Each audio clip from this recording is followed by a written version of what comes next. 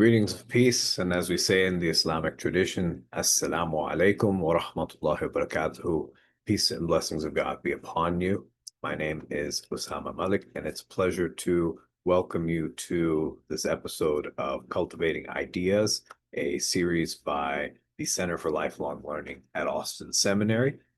I serve in the Office of Communications and Marketing here at Austin Seminary, but I've also had the privilege of being able to attend this institution and graduate as an alum and serve as a chaplain in the Muslim community for Muslims who are incarcerated, Muslims who are in college and in higher education, and as well as Muslims, as well as non-Muslims and people from other faith traditions in the wider community. So it's a privilege to be here on this episode that we've titled as Towards Interfaithful Community from the Pews to the Prayer Rugs. Though our conversation may specifically concern the topic of Christian-Muslim relations and Christian-Muslim interfaith understanding, by no means is it exclusive to that, those two communities. But the hope is that in how we approach the aspect of cultivating interfaithful community, that it's something that could be replicated and utilized for people of any different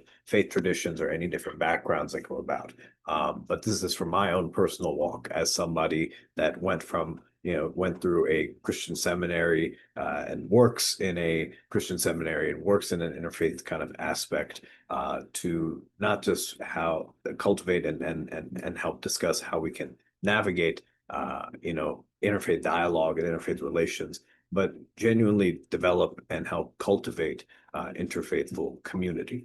So just for us as a preview of what we are going to dive into, thinking about from the lens of what is the Islamic tradition. It's important for us to be able to kind of ground ourselves in discussing a little bit about what is Islam. What do we mean when we say what is the Islamic tradition or Islamic faith?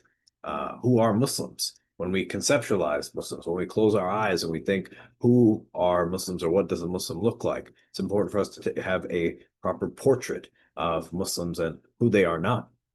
We'll also look at the earliest encounters that Muslims and the Islamic tradition has had with Christians. That surprisingly, it may be or to our surprise, it may be actually a blueprint for contemporary efforts in religious dialogue and interfaith exchange, and also, again, towards interfaithful community, as well as looking at interfaith opportunities and possible challenges that will come about.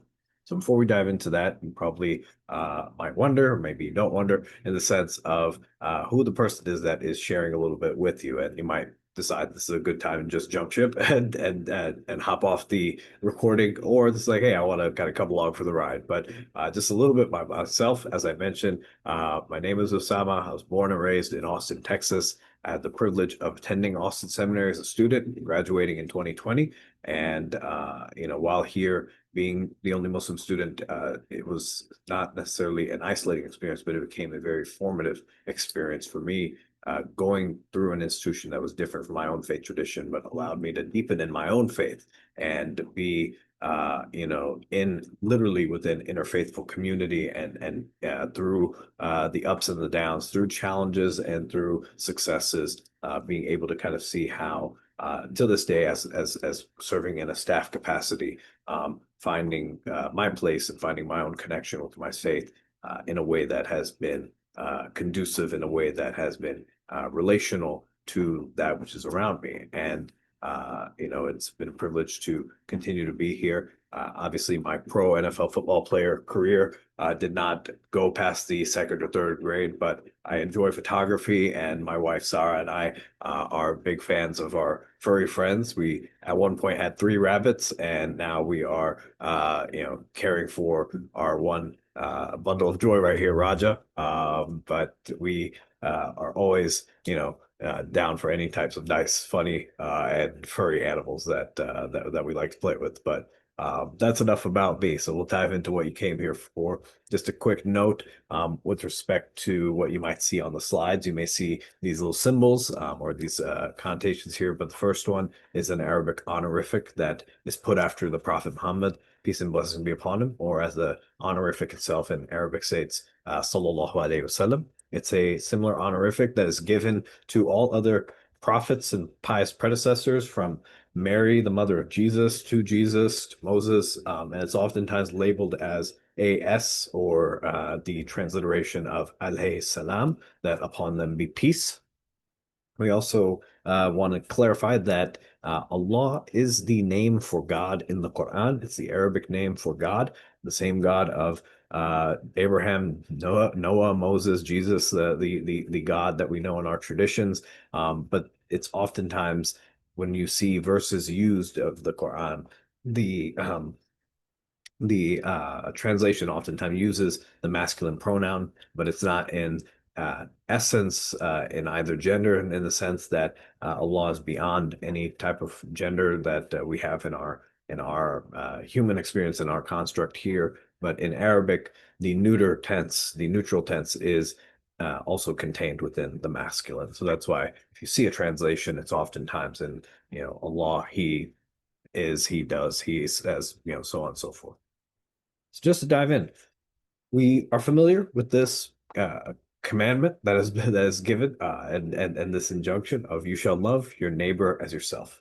But what we want to interrogate and what we want to dive into here is, can we truly love our neighbors without actually getting to know them? Are we able to actually faithfully live this commandment? That's easy for me to say, like, I love this person or love this person, but how can we truly love somebody, love our neighbors, unless we actually get to know them? And thinking about as well for us in this context and in our conversation and time together today, why does it matter that in the 21st century that a Christian scholar was one of the first people to comfort the Prophet Muhammad, peace and blessing be upon him, after his first revelatory experience? Why does it matter that a Christian ruler was the first to provide asylum to Muslim migrants who were fleeing from persecution in Arabia, the earliest community of Muslims? Why does it matter that Christian travelers were hosted and welcomed by the Prophet Muhammad, peace and blessing be upon him, not just for a dialogue, but also then given space to pray in the mosque? So why does that matter for us? And it matters because the backdrop of Christian-Muslim relations or interfaith relations oftentimes may be coming from a portrayal like this, of one of adversary, one of war, one of bloodshed, one of being on diametric opposites to in terms of theology, in terms of political leanings, in terms of whatever persuasions we have, but seeing something more like the Crusades rather than seeing the interfaithful relationship and the this shared essence that actually emanates from the traditions, and especially within the Islamic traditions. But we come up in this paradigm that oftentimes will pit Islam and Christianity against each other, or more modernly, as we see Islam in the West, or is Islam even compatible with the West? All of these different dichotomies that are false dichotomies, but thinking about what's in the backdrop and what's oftentimes shared. But what oftentimes gets missed is how Muslims themselves and Christians have been doing this interfaith dance for quite some time. And we on this side of the history sense are just scratching the surface. But thinking about, for over a millennia, for example, the keys to the holiest site in Christianity, the Church of the Holiest Sepulchre, have been held by two Muslim families, the Nusaybe and the Juday families, that they were entrusted with these keys. And thinking about what does it mean for us to give, to what does that require, to be able to give someone the keys to what is not just the most sacred religious space for Christians, but for the people whose space this is. What does that mean? If I was to give the keys of my car to somebody, or the keys of my house, or the keys, whatever it might be, entrust them to somebody, that brings alongside it a sense of trust. That brings alongside and necessitates a sense of trust. You have to know that person. You have to, have some sort of hope that that person is not going to just run off or do something bad with it. But you have a confidence with that person, and thinking about, what did this mean at that time, 800 years ago, almost 1,000 years ago, for these keys to be entrusted and continue to be entrusted, where these families will still open up the doors for this church to lend this keys, or to lend that to somebody of a different faith. And it makes us think about how it is possible for us to go outside our own in-groups, our own faith traditions, and be able to establish those meaningful relationships and meaningful and trusting relationships with those outside of our own faith tradition. But thinking about what does that require? How can we get to a space like that? Because it surely is possible and has been for quite some time. So I always do this just to put people on edge. It's not as intimidating with a recording, but for a live audience, sometimes it is because then it gives me a chance to sit back a little bit more relaxed. But as a way just to help us, retain some of our information and pass along like what we'll be discussing a little bit more in depth. But just to jump in as a quiz, there's no bonus points or any negative that's going to be coming about. So no pressure. But question number one. Which country has the largest population of Muslims worldwide? Is it A, Saudi Arabia, B, Pakistan, C, India, D, Indonesia, or E, the USA? And to many people's surprise, it is Indonesia. So when we look at the population of Muslims across the world, oftentimes we'll see the primary coverage that we see in the US, where there's about 3 to 4 million Muslims that are there. We see this is the area that gets the most press. This is the area that we see in Hollywood. This is the area that gets the most media and the coverage. But when you see where most Muslims are, where most Muslims actually live, and the largest countries, it's actually in South and Southeast Asia. So it's very interesting to think about when we close our eyes and we ask ourselves, what is the image of a Muslim that comes to mind? Not for us to just feel like, oh, like I'm just feel uncomfortable just describing somebody there, but in all honesty, when we ask ourselves that, what when I think about Muslim, what comes to mind? Me, myself, or even the college students I work with, or some middle schoolers I had talked to when presenting about Islam, or even adults, all had the same kind of description of somebody that kind of looked like me, but maybe had long dress, maybe had like a more of like an Arabic, like kind of an accent or a dress and a look, or the garbs that are there. But it's very interesting to see that what Muslims actually might look like, if you were to put them in the spectrum, might look actually closer to somebody that might be from this part of the world, as opposed to someone that is inherently just Middle Eastern. But again, it's important for us to think about where Muslims are and what they look like across the spectrum, not just from our own portrayals. Question number two. Which food or drink items are prohibited for Muslim? Choose all that apply. A, beef, B, pork, C, alcohol, D, caffeine, E, lobsters. And the correct answer is B and C, pork and alcohol. I'm grateful that beef was not on the list. I love my hamburger, and being here in Texas, in Austin, barbecue is king, and it'd be a very hard life if it was not the case. But pork and alcohol are the two food items that are prohibited for Muslims. What is the central religious scripture in the Islamic faith? Is it A, the Bhagavad Gita? Is it B, the Vedas? Is it C, the Sunnah? D, the Quran? E, the Summa Theologica? And you probably got that one. It is D, the Quran. Next, what is the holiest city in the Islamic faith? Is it A, Jerusalem, B, Medina, C, Mecca, D, Istanbul, or E, Nashville? No shade to my friends from Tennessee or from Turkey. Nashville and Istanbul are beautiful cities. They are not the holiest cities in Islam. The holiest city is Mecca, but also the city of Medina, which is another city within the Arabian Peninsula, modern day Saudi Arabia, is known as the city of the Prophet, is also a holy city, the second holiest city. And the city of Jerusalem, also known as Al-Quds, is the third holiest city in the Islamic faith. Lastly, which U.S. founding father owned a copy of the Quran? Was it A, George Washington, B, Benjamin Franklin, C, Thomas Jefferson, D, Alexander Hamilton, or E, James Madison? This one, it was not the $10 founding father. It was actually the $2 founding father, Thomas Jefferson. And Dr. Denise Spellberg at the University of Texas at Austin, I believe, has a work that's called Thomas Jefferson's Quran. Talks a little bit about the founding fathers and the encounter with Islam and Muslims, but gives you a little bit of indication that the awareness of and connection to Muslims or to the Islamic faith tradition was not just something novel that came about, in the last 10, 15, 20, 30, 40 years of this country, but something that actually has some pretty deep seats. And we'll talk about that in here in just a bit. So again, we ask that question. Can we truly love our neighbors without getting to know them? And for quite some time, the an Orientalist view of looking at things was saying that, well, in order to understand Muslims, we need to ask ourselves, what is Islam? We need to understand what is Islam so that we might come to understand who the Muslims are. As we saw from the map in terms of where Muslims are located, we can see that that's maybe not the most accurate way of looking at things, that in terms of how to understand Muslims, we don't just go to the tradition that they practice, say that, well, this is who they are and this is like their only defining characteristic. Rather, that's one of them.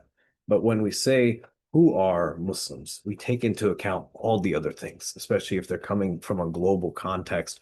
Who are all of these different folks? What are the different proclivities? What are their backgrounds? All the richness that comes with it. Because it wouldn't be fair for us to say that, well, in order to understand, Christianity, I need to, I will just talk to this Christian and then I'll know everything. Or in order to understand this Christian person, I need to look right at Christianity and everything I need will be right there. There's a semblance of truth that might be there for each thing, but it cannot be definitive in the sense to simplify that person or simplify that tradition down to just one individual or just down to one group of people.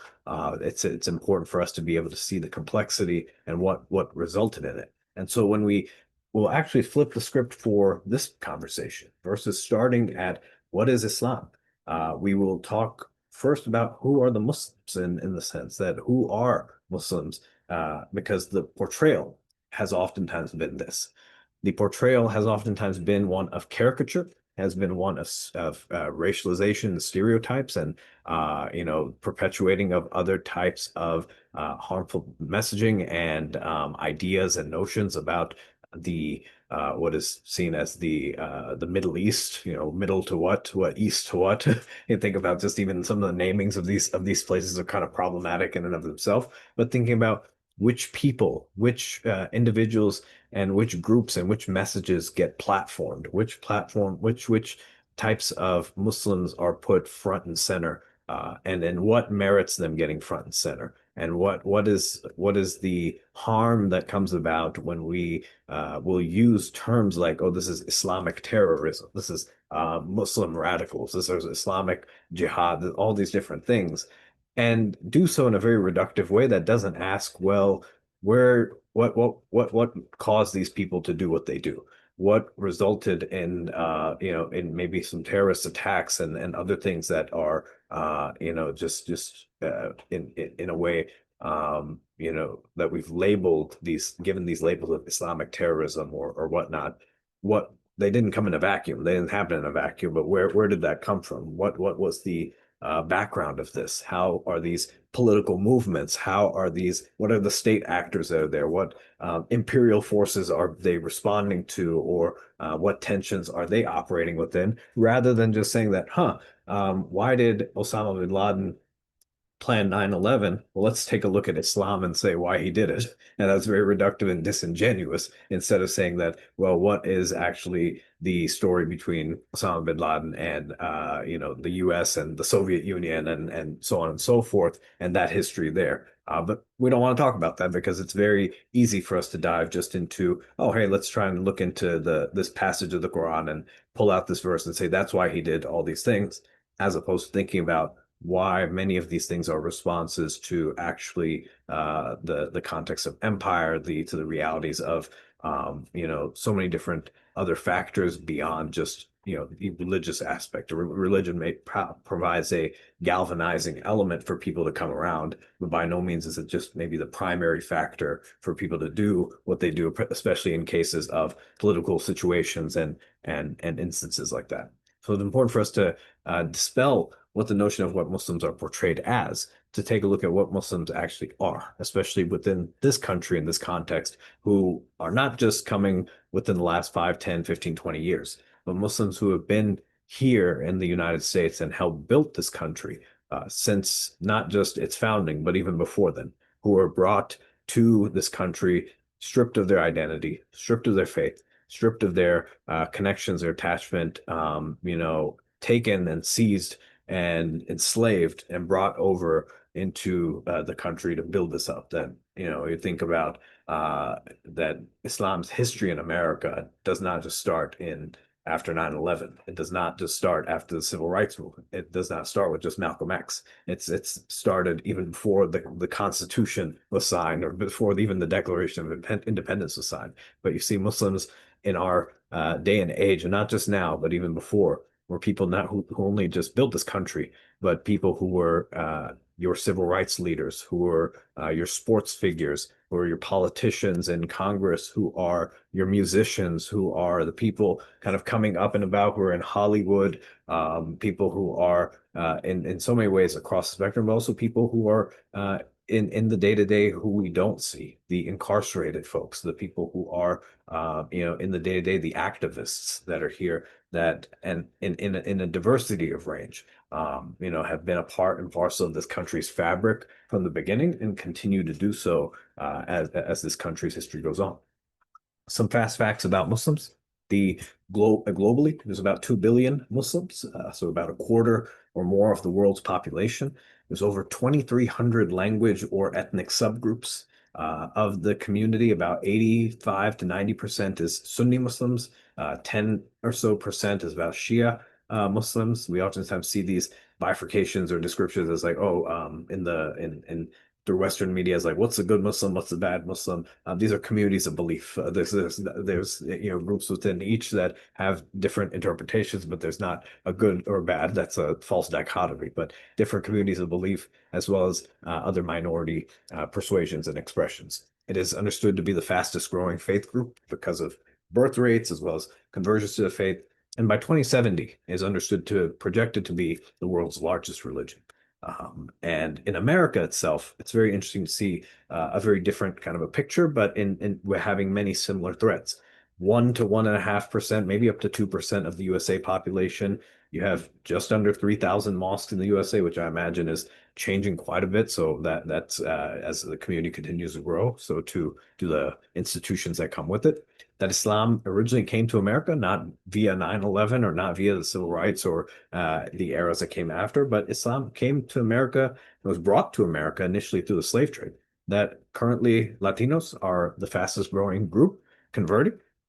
And we have larger, more present kind of immigrant waves that have come in the early/mid 20th century, from different countries that are experiencing political crisis, or even just through, the boom of technology and the opportunity that is provided here. But we see much more of those influx here, maybe not so much in the last year, thanks to the administration that is there. But before then, see how Muslims coming in from a diverse stream of spaces to contribute to this country.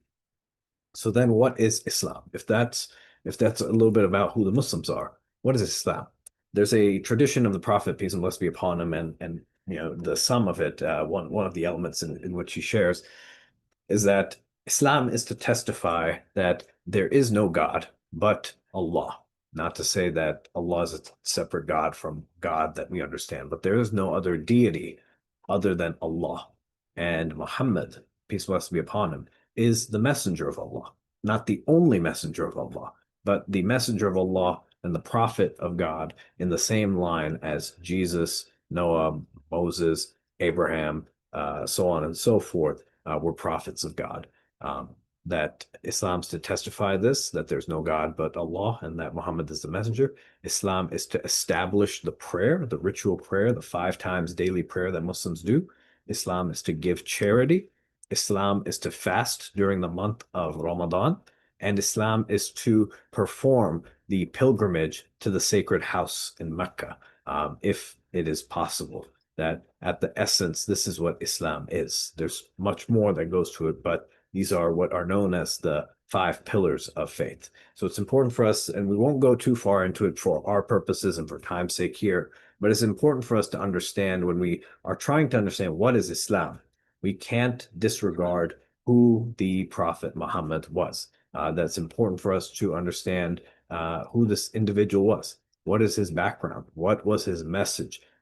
Because oftentimes how the Prophet Muhammad, peace and blessings be upon him, has been portrayed in American media and Western media has been one, and not just that, before even then, from more so Orientalist writings, as somebody who was with a nefarious agenda, was a warmonger, was somebody who, came, from Arabia to spread Islam by the sword, and very false caricatures in terms of who he actually was and what his mission was. But the grounding of the Islamic faith comes from not just his example and comes not just from his story, but from the model that he had left with respect to how faith is to be practiced. That when I read the Quran, it will say, pray, it will say, give charity, it will say, do these things. But what is the specific way to pray? What does that prayer look like? It's a generic thing to tell people to pray, but to the example of the Prophet gives a lived depiction of how we are to then pray.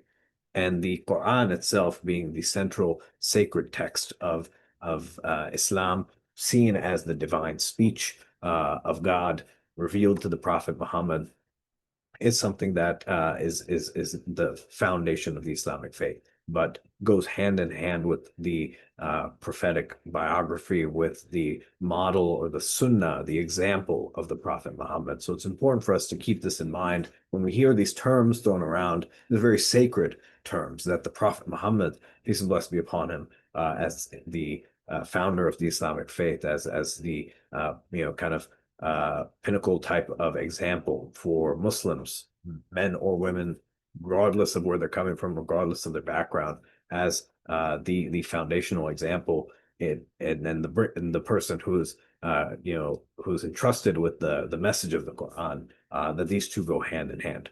But it's important for us as well, as we get to know who the Prophet, peace and blessings upon him, was and what the Quran was, that we also get to know what the setting and context of the of Islam was, in terms of where it came from, what was it, what society did it come from? Because for many of us, when we think about, again, going back to where Muslims are, what's the majority country with Muslims, that Muslims for us oftentimes don't leave the Middle East. They're often stuck in that area or in Saudi Arabia, and that they've not left there. But it's important for us to understand, where did Muslims come, or no, where did Islam originate from? Where did this community arise? And in the 7th century of Arabia is what we have, and important for us to be able to kind of locate that. We won't spend too much time on here, but just thinking about, again, in the backdrop, what did the Islamic faith come within? Where did it where did it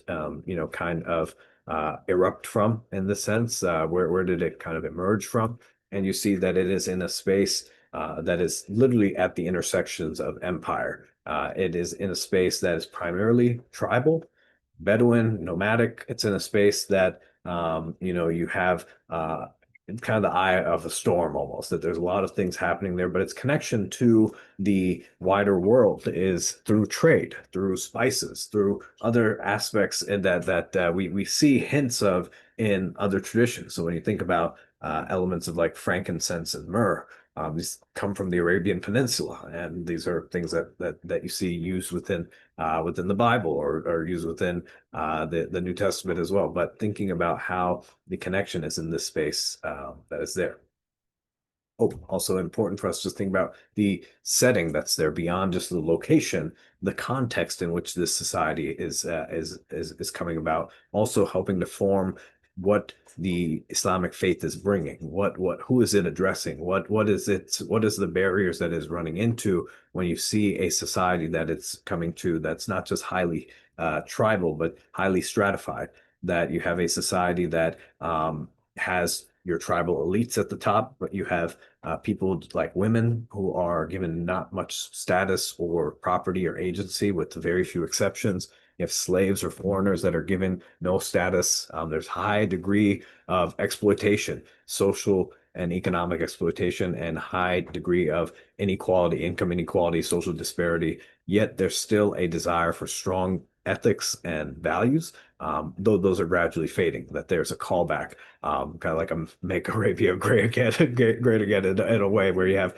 hospitality, generosity, chivalry, but fading as a rise of exploitation due to this growing income inequality and really unchecked type of capitalism and mercantilism. And so thinking about this maybe not sound that foreign. This is 1400 years ago in the Arabian Peninsula, but it's kind of eerie to think about just how reflective it might be of some places that we are currently living in. And so it's important for us to understand this context, because when we see Islam as how is Islam compatible with the Western value? How's Islam and the West, how are they compatible? They are at odds. Yet it's very interesting that Islam came in response to this, to alleviate the issues that are being faced here. But how much of this is actually reflective of what we are experiencing in a hyper consumerist, hyper capitalist society where income is kind of kept at the top, and you have all sorts of things. But I'll get off the soapbox for that one. But just thinking about when we say there's an incompatibility, it's important for us to understand the context, because it actually shows the compatibility that is actually manifest. So some fast facts about Islam. Islam means peace, or submission, surrender to God specifically, not to any one person. The word Islam and Muslim share the same root word, and that same root word is the parallel to the word shalom in Hebrew. So coming from this essence of salam and shalom, so of peace. The Islamic community, not necessarily just a religion, but it began with the revelation to the Prophet Muhammad, peace and blessing be upon him, in the Arabian Peninsula. This revelation, of course, we mentioned was the Quran, or the divine speech of God, from the time of 610 to 620, 632. So 7th century, you have about 22, 23 years. There's a central doctrine of oneness of God, uncompromising in the diversity of different Muslim communities that you have. This is the one central tenet that is known as the first part of the Declaration of Faith of La ilaha illallah, that there is no God, no deity except Allah. There's an emphasis on the belief in the prophets and the scriptures that have come before within the biblical tradition, and seeing how, again, Muslims and Islam have not always just been stuck in Arabia and the Middle East as much as our media mindset might take us to believe, but they actually spread from Arabia to Asia, to the Middle East, to Africa, to the USA, and so on and so forth, to Australia and elsewhere. So it's important for us to address some of the misconceptions. We won't go through all of them step by step, but just things to keep in mind. What we might hold as this is something that I thought was true, or this is something that I believed in, but thinking about that the Prophet Muhammad wrote the Quran, that Islam forces women to wear the hijab. The Sharia law, the Sharia law is coming. It's always the biggest fear of a lot of right-wing politicians, that Sharia law is going to come about. Islam condoning violence against non-Muslims. Muslims not believing in the same God as Jews and Christians. And also that Saudi Arabia is a perfect example of Islam in control. It's very important just to clarify, the Kingdom of Saudi Arabia was founded in 1932 and Islam came in 610. And Saudi Arabia's kind of hyper orthodoxy, it stems more as like a response to and a result of colonialism more than it does like the substantive aspect of the faith itself. But just think about some of the things that we've heard here and how many of these things are unfortunate, very, very, very, very, and I don't want to even call them reductive because it doesn't really come from a space of sincerity, but a very serious misunderstanding that leads to very consequential and harmful beliefs as well as actions that are taken on later. So thinking about what are within the American context, the roots of Islam and America's Muslims, and why does it matter for us? It's important for us to name that Islam did not just come about, like I said, in the USA with Osama bin Laden, with Al Qaeda, with Malcolm X, even just before that, with people who we will have very much see front and center in terms of depiction. But Islam came on the backs of those who were brought here forcefully and against their own will. Islam was their identity. Many of the people that were brought over, these enslaved Africans that were taken from their homes, I believe journalist Mehdi Hassan had mentioned, he had gotten in a little back and forth with some folks about this, that who were arguing that, oh, Islam has no place in America or whatnot, and reminding them that about 1 in 3 people who were enslaved were Muslims that built this country against their own will, that came to this, that were brought to this country, that were brought before even this country came, and built it from the ground up, stripped again of their religion, stripped again of their identity, stripped of their names, stripped of all the things that gave them that connection. But many of them as scholars, many of them as people who were, who were memorizers of the Quran, people who were very luminaries, people who were very much, well educated, and especially within the Islamic tradition, you can kind of see that, these the depictions that we kind of have here of the different Muslims that had been brought, but you kind of see, I believe this is Suleiman Diallo here, that he has like the Quran here. We see the name here of uh, of Abdul Rahman, right here, that the writing that comes about it, that you have a shared connection that is there, but also thinking about in what ways the story of Islam continued to live on in these folks, and through their generations as time went on. But it was not just something that appeared in the last few decades. So it's important for us to then think about this. The story is one I'll just briefly share, but I have a painting in my print of a painting in my office, and this always catches people off guard. When they see this, it's called "Prayer on a Plantation," and they see an enslaved man in prostration that is praying, and there's a this writing from this abolitionist, actually, that talks about slavery and infidelity, or slavery in the church ensures infidelity in the world. So it's an abolitionist writing. It's very critical of slavery, but it's so interesting to see how Islam is treated in this context, while at the same time being able to see what was that depiction like for Muslims in the time in which they are brought against their will and now subjected to chattel slavery. Thinking about how this person writes that in the year 1806, on the arrival of a slaver from the coast of Africa, J. Doherty went to the city of Savannah to buy slaves. After several hundred had been sold in lots and single, as suited the purchasers, a middle-aged man was put up on the stand who wished to make a communication before he was sold, the purport of which was he was a Mohammedan, or another name at that time for a Muslim, and that whenever the hour of prayer and other devotional duties came, he must have time to attend to them. And Mr. D, who had lately embraced religion and seemed to be zealous to promote the cause, gave the highest price for him, feeling confident within himself that he would soon convert him to the true faith, referring to Christianity. Taking him to his plantation, he built him a hut and assured him that he would be allowed the time he required, and in addition, he should have every opportunity to attend the meetings of the Christians. He for a while attended these meetings and learned something of Christianity without discontinuing, however, his former devotions. At the expiration of about a year, his master, who was intent on his conversion, asked him finally if he did not prefer Christianity, if he preferred Christianity to Mohammedanism or Islam, and if he would not openly renounce the prophet and acknowledge Jesus Christ.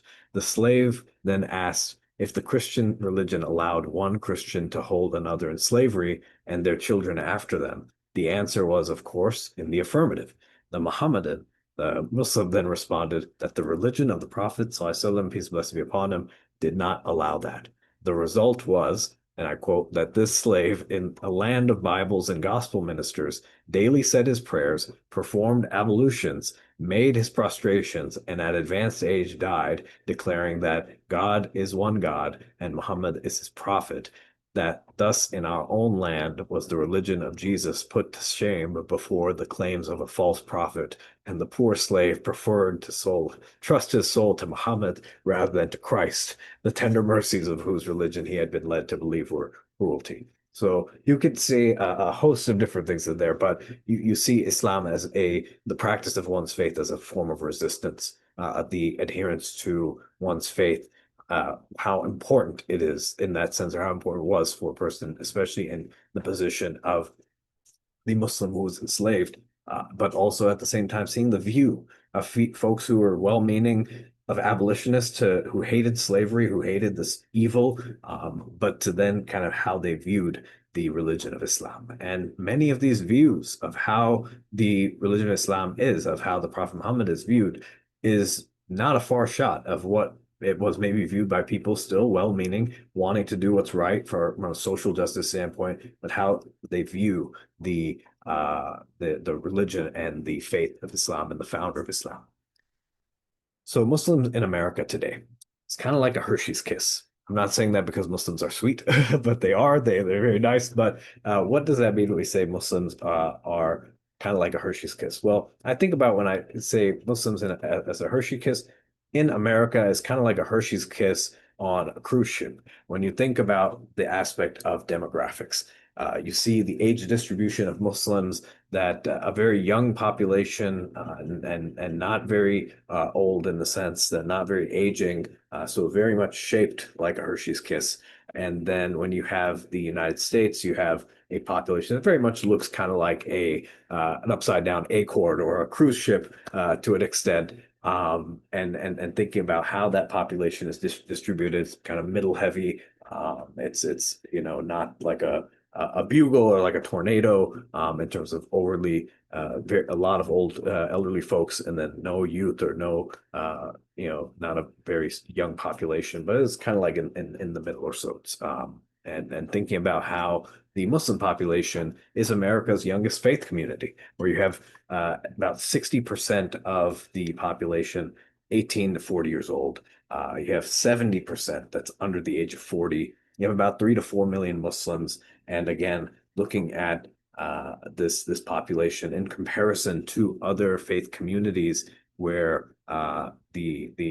what's your age with respect to Muslims and other Christians and whatnot, that you and Jews and Christians and Protestants and non-affiliated folks, that this is quite a bit more substantial in terms of its demographics. And taking a look at just how the U.S. Muslims compare in comparison to the U.S. general public, that you have a sizable amount that are elderly in the U.S. population, but you kind of have within the Muslim population kind of the flip side of that.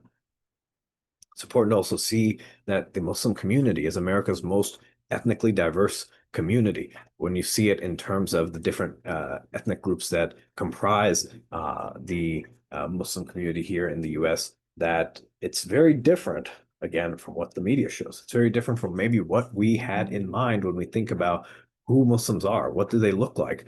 What part of the world they come from? I guarantee that we probably thought that a majority of them are either like Arab and South Asian or whatnot, but you can kind of see that the majority of Muslims are actually in the U.S. Black or African American. There's a substantial portion that are white, Caucasian. There's Asian. There's Arab, Hispanic, Native American, so on and so forth. But also looking at the fact that when Muslims are seen as oftentimes connotated as people from outside the West or the Western tradition or the Western society, that they're foreign. They feel like Islam is a foreign element, where Muslims oftentimes get asked, where are you from? A lot of times they might just say, hey, I'm from Indianapolis, just like middle of America, or Dearborn, Michigan. But half of American Muslims are native born. And over 30% are naturalized citizens. So a small minority are actually not citizens, but a solid amount are folks,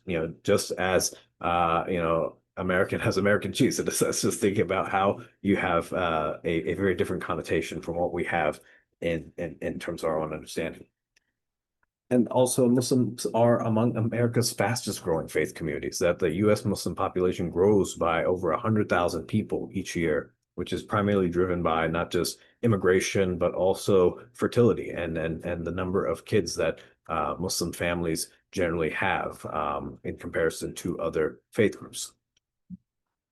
It's also not to throw any particular shade at mainline Protestants, but it helps for us to deconstruct a little bit of a narrative when we see Muslims as being this monolithic community that looks like this, that comes like this, that is foreign, that fits all these different images and stereotypes. And when we see the actual reflection of the Muslim community as really being like almost a rainbow, a tapestry of so many different backgrounds and very rich ethnically in terms of its diversity, the the projection that we oftentimes see is something more reflective of more mainline groups or groups that are considered like bread and butter in American as much as mainline Protestants, but thinking about how the Muslim community itself is inherently generationally very diverse, is age distribution wise very diverse, and racially and ethnically very diverse. Yet this same thing is not necessarily the case in many other faith communities, such as in mainline Protestants, but oftentimes the view imparted to Muslims is that they are more monolithic. Yet it's not to say that it's not a projection, but in a sense, it sometimes feels projected because these other faith communities that say that they're not monolithic really kind of come across it when you look at the data to feel that way. Yet, it's the Muslims that get the label of being like, well, that's just all the Muslims. It's important for us to look at as well, just think about voting patterns, that Muslims generally lean to the political left. Not again, they're not a monolith. It's not that they're all this or they're all that. There's a range of political opinions and whatnot. But in the presidential vote in 2020, you can kind of see quite a substantial portion of the Muslim community that had voted pretty solidly Democratic in a sense. Had gone across the different demographics of men, women, Arab, Black, white, South Asian, so on and so forth. But thinking about as well that how the voting patterns of Muslims are, the views that Muslims have, the connections that Muslims had in that way might be very reflective of maybe what your community has or what you might feel and what you might have not had thought the case to be, because you're like, oh wait, I thought Muslims are super conservative, or I thought Muslims are super this or super that. Again, what is the media image? What is the portrayal? What's the facts on the ground? What are the realities? What I do want to talk about and give a trigger warning for 2024 presidential elections that are results that are ahead, because this was representative of a bit of a rupture that came about. And it's important for us to address that in 2020, the election results that came, we had, again, a very traumatizing graphic for some folks, but just for us to have to comprehend what we saw in 2020 versus what we saw in 2024. And how does this pertain to Muslims? It's important to emphasize that actually as headlines would show, that in a historic shift, American Muslims were quite split and quite divided in this last election. That many of them, like you said, they're voting pretty solidly blue in 2020, 80% onwards for most of the demographics. And thinking about how this actually had gotten split or cut in half in many, many instances, and largely in part due to the genocide that was occurring in Gaza. The instances that were occurring, this not just the genocide, but the ongoing support of the United States for really what looked like and what had been an unchecked campaign by Israel, and seeing how the lack of any type of substantive efforts to make it stop, to put a cessation to it, to stop any type of funding or support of this, really contributed to a degree of frustration, to feeling unheard, to feeling completely marginalized, to feeling pushed into the side, and really disenfranchising a lot of Muslim voters in that sense, or feeling like they're just their party that they had helped elect, that they had supported, politicians they had helped support, had abandoned them. And so you have a divided community in 2024 where you see a sharp drop for the presidential elections in terms of 2020 and in 2024. And you think about how the war in Gaza had topped the issue and concern, but you kind of see how the voting pattern had been distributed. And it's important for us to recognize this. Again, the Muslim community is not a monolith. The Muslim community also is deeply connected in a way where it's not just Arabs who care about Arab issues, or Pakistanis who care about Pakistani issues. The sense of the Muslim community or the Ummah is one that is it goes across racial and ethnic lines. Of course, there are still the nuances of biases and other things like that that are in between groups, but it's also important to kind of see a collective ethic that or a collective sense of identity that is inherent amongst the Islamic tradition imparted to the Muslim community. Whether Muslims then take that on as on Muslims themselves, if they would like to, but many Muslim communities have that sense. And if you go to a mosque, you may see different things that are, advocating for, the Palestinian solidarity and for other causes that we might not see, amplified within our setting and within the media. So it's also important for us in the sense that apart from seeing the same political challenges that we might have in our families and within your communities, your churches, your synagogues, and so on and so forth, to think about what are the social political challenges as well that Muslims face, that there are many things that are being faced that are being encountered that are areas for mutual healing, opportunities that both communities can actually grow and heal from. Think about social political challenges from Islamophobia and discrimination. Think about finding welcoming and inclusive communities for developing that within mosques.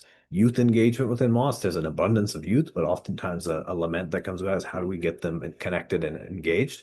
Building sustainable institutions, supporting religious leadership, navigating political differences, promoting awareness and for different issues that come about, and also make sure representation is cultivated. But seeing that many of the challenges that American Muslims face, there are many unique ones to them, but they're not necessarily just sometimes exclusive, but spaces where there can be a lot of mutual healing. So what I want us to go into in this last portion is segueing real quick to the earliest encounters with Christians within the Muslim community, providing as a framework for possible interfaith engagement going forward as we tie up what does this look like. So think about again how this was these are incidences occurring in the earliest parts of Islamic history, yet they provide a blueprint for contemporary efforts. So again, we ask that question, why does it matter in our current time and current day and age that these incidences happen, where a Christian scholar had been there for the Prophet Muhammad when he needed him, that a Christian ruler granted asylum to Muslims when they were needing safe haven from persecution, that Christian travelers were welcomed and not just welcomed, but given space to pray and given space for dialogue within the Prophet's mosque. That the first encounter was actually one of with a Christian chaplain and how it's a model for care and relationships. You think about in the time of the prophet that in his life, again, important for us to be able to understand his life, but at that time when he became a prophet and was given this revelation, felt an overwhelming sense of kind of detachment from the society around. Again, we describe the society. It's this unchecked type of capitalism, exploitation running rampant. Seeing that he's stepping away from this and wanting to seek solitude, wanting to connect. And when he would kind of separate himself from the space, he found a space that he could go to, this cave that was not too far from the city, but a few miles away, and just started to go there for meditation. And when he was there, there was one such instance where he had been encountered by, within the Islamic tradition, the angel Jibril or Gabriel, and given this revelation. And this was not something he was expecting. So he was terrified. He was spooked, and he ran back home to his wife, and he feared that he was going insane. But his wife, Khadija, took him to her cousin after she comforted him and affirmed him and said, "Hey, you're not going crazy. You're somebody who cares for orphans. You take care of widows. You do the right things in life. Like you're not somebody that God would curse." She takes him to her cousin, Waraka ibn Nawfal, who is a Christian ascetic monk, however you want to conceptualize it, that who heard the prophet's encounter and recounting his experience, but gave him a assurance and a comfort that what he experienced was also very similar to what other prophets had experienced before, and that he was not going crazy or mad. But he did not go there to be like, all right, Muhammad, let me pull the rug out from under you, but instead met this person where they were approached what he believed to be true with what he found Muhammad's truth, and connected with him on that end. The second encounter came with the Christian ruler, as we mentioned. That was a model for solidarity and for justice. That we think about how, in seeking refuge, there was a migration to Abyssinia or modern day Ethiopia.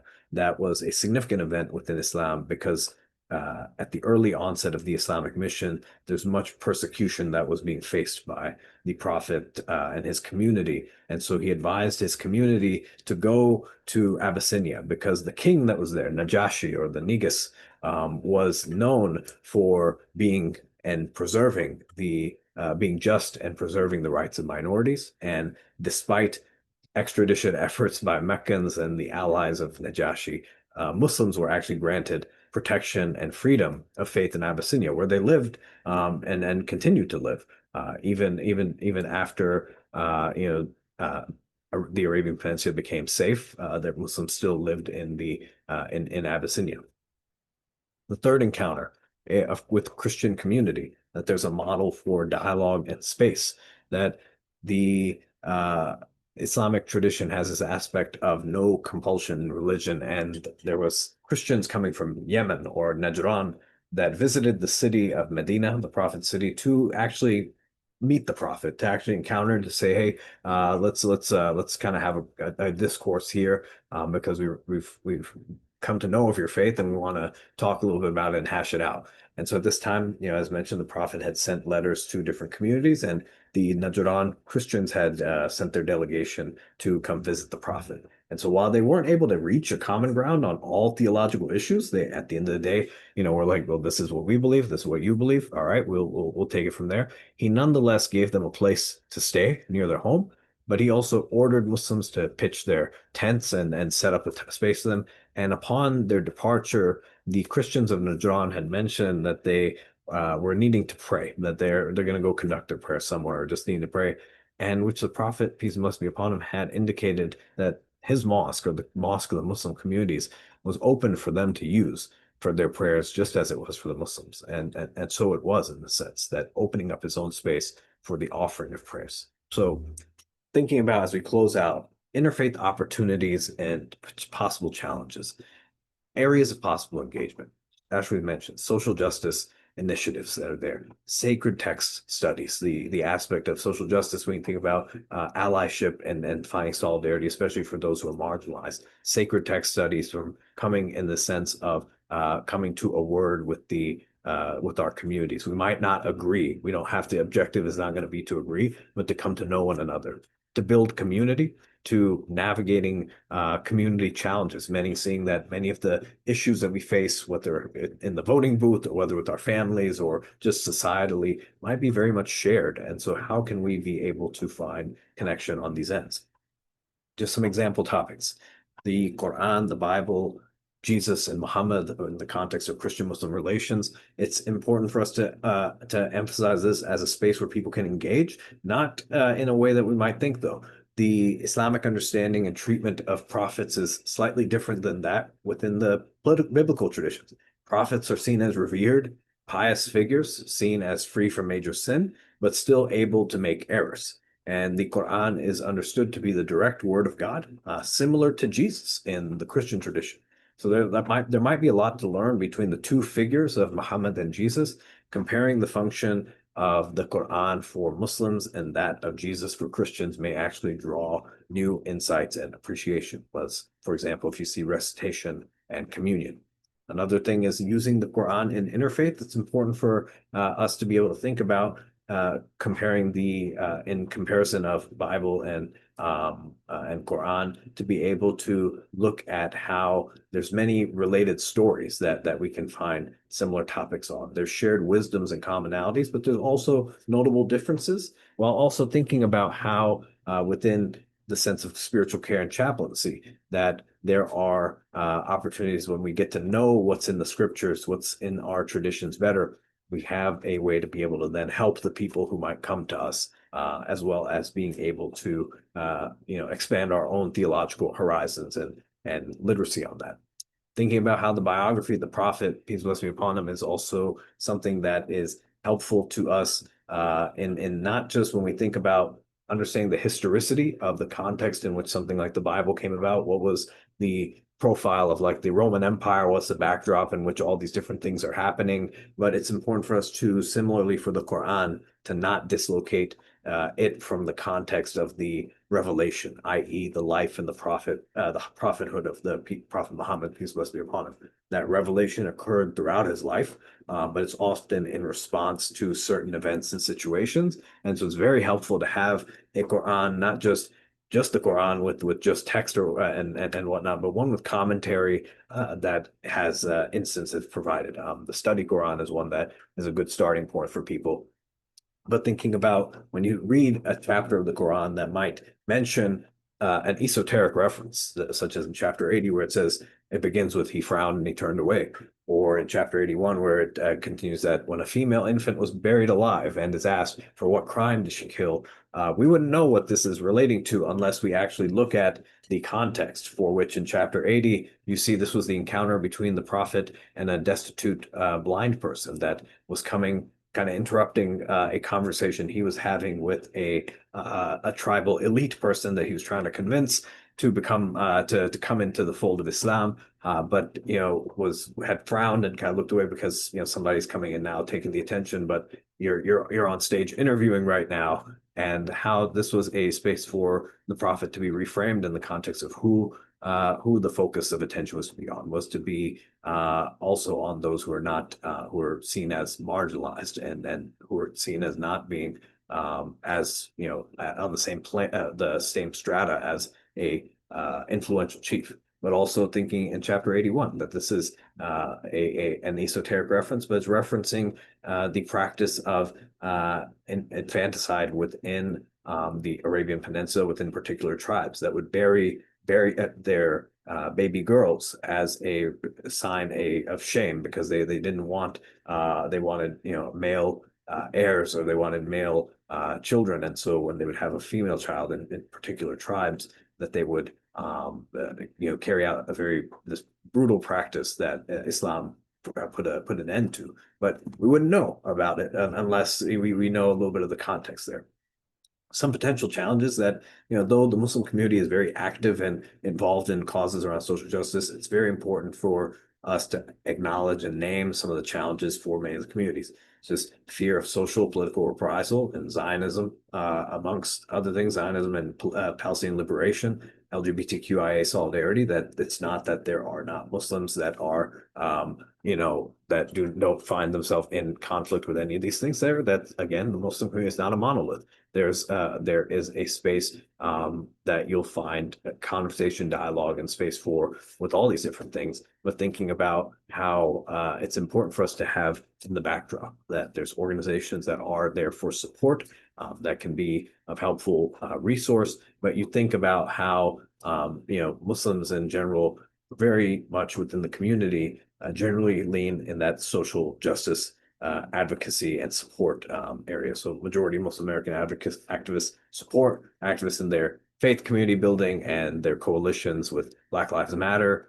You see where Muslims are evaluating to see partnerships, but again, not a monolith. So, but it's important to have a backdrop that where Muslim communities do stand and do come from. Some do's and don'ts. Don't assume Muslims are not, again, a monolith. Show respect, especially to the sacred, the handling of our traditions, the handling of sacred figures. It may be one way of doing it within a particular tradition, but to be very cognizant and leaning in with respect to another, because it's not, again, just something that is understood as like a fact. It's just something that's like a data point, but it's something that's very much personal to many Muslims when it comes to the Islamic tradition.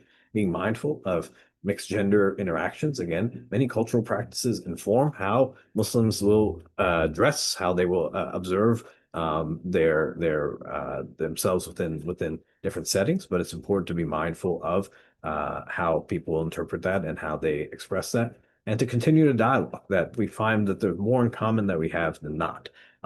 So just some key takeaways. Knowing with respect to how to approach the Quran. When you know how to approach it, it opens your own ministry, caring for those who hold it sacred. It provides an outlet as well to those who might just want to learn more. It allows you to deepen your own understanding and faith holistically, and presents opportunities for growth through commonality and difference. I don't know why I titled this Knowing How to Approach the Quran, but I feel like this also is in how to approach the Muslim community in a sense of how it expands our own horizons, and also thinking about this was specifically within the context of the Quran, that when this ends up being the lower hanging fruit that is there, but the Quran is not a traditional book but it's more like the Psalms and the Proverbs, and in metaphor as well, that the Muslim community is not like a traditional community. It's not like just your neighbors down the street that are just like a feel more monolithic, or it's just as ordinary as this, but in many contexts, you want to understand the backdrop. Just like when you're looking at the Quran, not just taking it just for the surface level because it's your first exposure to it, or you don't have much familiarity with it, do so with the commentary, do so with the context. Go line by line, have multiple translations, have the understanding of where people are coming from, and then have somebody to walk alongside you in that sense. And on that note, we kind of close that with this chapter of the Quran that verily, or this verse of the Quran that verily, in the remembrance of God, do hearts find rest. And I hope that this has been a benefit, but my contact is here for you all. I pray that this has been a benefit, and if there's any shortcomings, it's from me. If there's any good things that come from this, it's from God alone. And so I appreciate the time and the space, and for the Center for Lifelong Learning at Austin Seminary for providing this opportunity. Thank you so much. Thank you so much. Assalamu alaikum wa rahmatullahi wa barakatuhu. Peace and blessings be upon you.